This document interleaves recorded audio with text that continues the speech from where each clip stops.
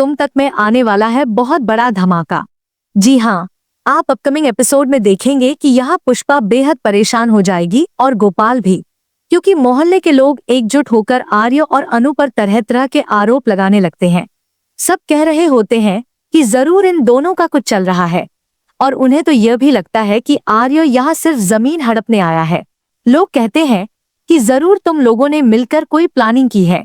तभी इससे पहले कि गोपाल कुछ कह पाए, आर्यवर्धन वहां आ जाता है और आकर साफ कहता है कि हाँ, आप लोग बिल्कुल ठीक समझ रहे हैं। मैं सच में आप सबके घर खरीदकर यहाँ एक बड़ा मॉल बनाना चाहता हूँ, और शर्मा जी के साथ मेरी डील भी हो चुकी है। ये सुनते ही सब हैरान रह जाते हैं और सबको जोर का झटका लगता है। लेकिन आखिर आर्यन ऐसा क्यों कहता है, चलिए बताते हैं।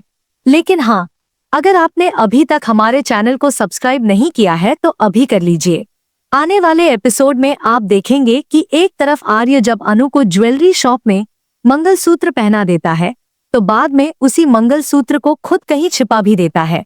इसके बाद रघुपति गुस्से हो जाता है और अनु को ताना मारता है कि तुमने कभी इतना महंगा मंगलसूत्र देखा नहीं, इसलिए तुम इतनी लापरवाही कर रही हो। यह सुनकर अनु के पापा को बहुत गुस्सा आता है, लेकिन वो कुछ नहीं कहते। आर्य यह सब जानबूझकर कर रहा है ताकि गोपाल और पुष्पा खुद इस शादी को तोड़ दें। इतना ही नहीं, असली ट्विस्ट तो तब आता है जब बाद में सब घर वापस लौटते हैं। घर आने के बाद आर्य अनु की मदद करता है और उसे गिरने से बचाता है, जहां दोनों के बीच एक क्यूट सा मोमेंट भी दिखाया जाएगा। फिर जब दोनों घर से निकलते हैं तो मोहल्ले के लोग उनके बारे में उल्टी सीधी बातें कर रहे होते हैं, और रजनी ये सब सुन लेती है। वह सीधा पुष्पा के पास जाकर कहती है कि रोज रोज एक आदमी का यहाँ आना ठीक नहीं है, लोग बातें बना रहे हैं। इस पर पुष्पा रजनी पर ही गुस्सा कर बैठती है, जिसके बाद रजनी भी गुस्सा होकर बोलने लगती है। इतने में गोपाल आ जाता है और पूछता है कि क्या बात हो रही है। रजनी वहां से चली जाती है, लेकिन जैसे ही गोपाल पुष्पा से पूछने वाला होता है, तभी बाहर लोग चिल्लाने लगते हैं और सब इकट्ठा होकर गोपाल पर और आर्य अनु पर गलत आरोप लगाने लगते हैं। जहां गोपाल अपनी बेटी के लिए लड़ता है, वहीं आर्य के आते ही सब लोग शॉक रह जाते हैं, क्योंकि वो आकर साफ कह देता है कि हाँ, जैसा आप लोग सोच रहे हैं बिल्कुल वही है। मैं यहाँ एक बड़ा मॉल बनाना चाहता हूँ और गोपाल जी के साथ मेरी डील भी हो चुकी है।